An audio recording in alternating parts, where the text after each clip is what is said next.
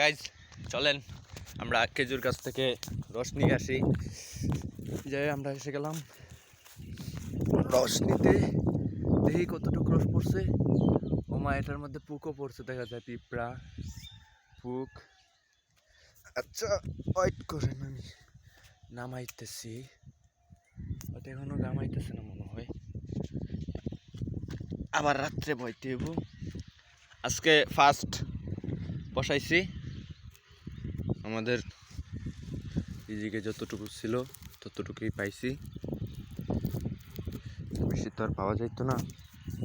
Stop camera guys নিয়ে এলাম, দেখেন কত পিঁপড়া মৌমাছিও পড়ছে।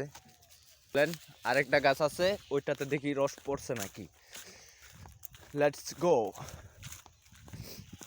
আমি যাইতেছি, ওইটা নামাবো।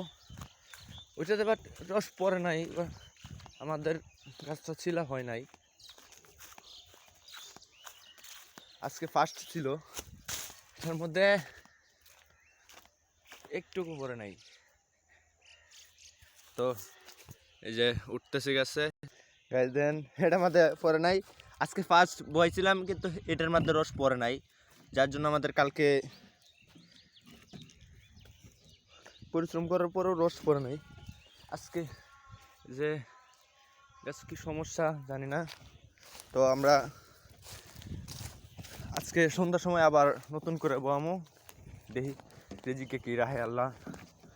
রিজিকের মালিক তো আল্লাহ, রিজিকে থাকলে কেউ না দিতে পারবে না। যতটুকু হয়েছে আলহামদুলিল্লাহ, কালকে আরও বেশি হবে ইনশাল্লাহ। আজকে